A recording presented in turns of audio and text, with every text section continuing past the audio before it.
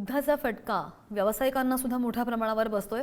आखाती देशामधील युद्धाचा फटका आता यवतमाळला सुद्धा बसलाय, कारण की जवळपास 500हून अधिक हॉटेलचे सिलेंडर संपलेले आहेत। व्यावसायिक सिलेंडरच्या तुटवड्यामुळे कॅटरिंगला सुद्धा झळ बसतेय।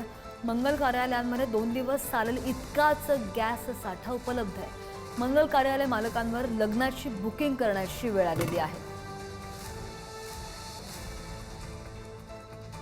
अमेरिका आणि इराण मध्ये युद्धजन्य परिस्थिती निर्माण झाली आहे। त्यामुळे गॅस पुरवठा जो आहे त्याचा मोठ्या प्रमाणात तुटवडा निर्माण झालेला आहे। व्यावसायिक यामध्ये अडचणीत सापडले आहेत। त्या पाठोपाठ आता मंगल कार्यालयामधील जे लग्न सोहळा पार पडायला पाहिजे होता तो सुद्धा ठप्प झालेला आहे। या संदर्भात बोलण्यासाठी आपल्यासोबत मंगल कार्यालयाचे आणि कॅटरर्सचे मालक आपल्यासोबत आहेत।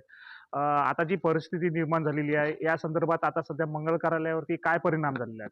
आता सध्या लोक घाबरलेले आहे आणि बुकिंग कमी झालेले आहे आणि ज्या बुकिंग आहे त्यांना कसं जेवण द्यायचं हा प्रश्न आहे। कॅटरर्सवाले कोणी करायला तयार नाही आहे। त्याच्यामुळे सगळीकडे जनतेमध्ये सगळे घाबरलेले आहे। आता सध्या लोकांपाशी थोडाफार जे कॅटरर्स आहेत त्यांच्यापाशी 2-3 पार्टीचा स्टॉक आहे सिलेंडरचा, पण पुढे याच्यावर फार गंभीर परिस्थिती होण्याची शक्यता आहे। त्याच्यामुळे सरकारने काहीतरी याच्यावर मार्ग काढला पाहिजे आणि जे लोक जे याच्यावर जे अवलंबून आहे कॅटरर्समध्ये जे रोजगार मिळणार त्यांच्यावर फार मोठा परिणाम होऊन राहिला आहे। त्याच्यावर काहीतरी सरकारने याच्यावर काहीतरी सिलेंडर उपलब्ध करून दिलं पाहिजे। बुकिंग थांबून दिले आम्ही, कारण लोकांना अटच ती टाकली करायचं आम्ही चुलीवर देऊ, लाईव्ह देऊ शकत नाही। चुलीवर जे थोडेफार पदार्थ बनता येईल ते आम्ही देऊ शकतो बस। दीपक शास्त्री, पुढारी न्यूज, यवतमाळ।